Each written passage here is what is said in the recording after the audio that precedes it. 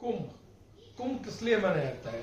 कुंभ मनाने का जो सिस्टम होता है वो ये होता है कि जिस टाइम पे सारे के सारे प्लेनेट हमारी धरती के पास आ जाते हैं। जब समुद्र मंथन हुआ था तो एक देवता था जयंत देवता। वास्तु के अंदर जयंत के बहुत वैल्यू है। जयंत एक हैप्पीनेस के देवता है वैसे तो, लेकिन उनकी स्पीड बहुत तेज है। ये खुशी एक स्पीड के साथ आती है जीवन के अंदर, एक मन के फ्लो के साथ आती है।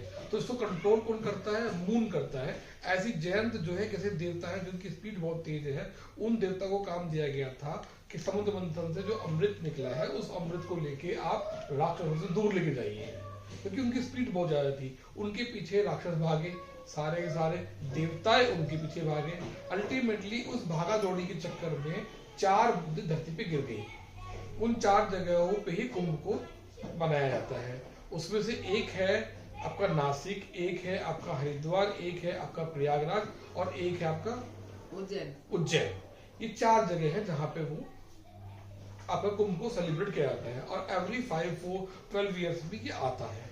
अब कुंभ का बेसिक जो ये तो हो गया एक मैथोलॉजी द्वारा महत्व, लेकिन अगर हम बात करते हैं तो कुंभ के इस महीने के अंदर क्या होता है कि सारे के सारे प्लेनेट धरती के बहुत क्लोज पास में आ जाते हैं, जिसकी वजह से ये माना जाता है कि अगर वो धरती के पास आ गए तो उसका इफेक्ट सबसे ज्यादा हमारी बॉडी में पड़ता है।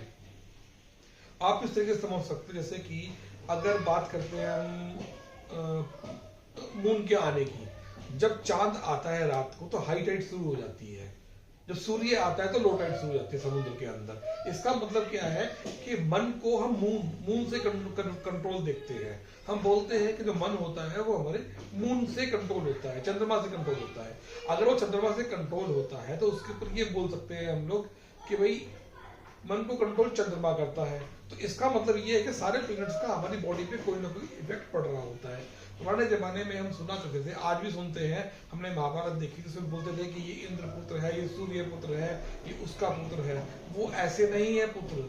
उनका कंसेप्ट क्या है कि जब भी कोई बच्चा पैदा होता है तो उस टाइम पे अर्थ के ऊपर जिस भी प्लैनेट का सबसे ज्यादा इफेक्ट पड़ रहा होता है वो बच्चा उस देवता को गवर्न कर लेता है, उसके एट्रीब्यूट उस बच्चे के अंदर धारण हो जाते हैं, जिसकी वजह से बोला जाता है कि सूर्य पुत्र है, चंद्रमा पुत्र है। जो आदमी जिस डेट को पैदा होता है वो डेट अगर 1 तारीख है तो वो सूर्य का पुत्र बन गया। इसी तरीके से 9 के 9 प्लैनेट हमारी लाइफ के अंदर आते हैं।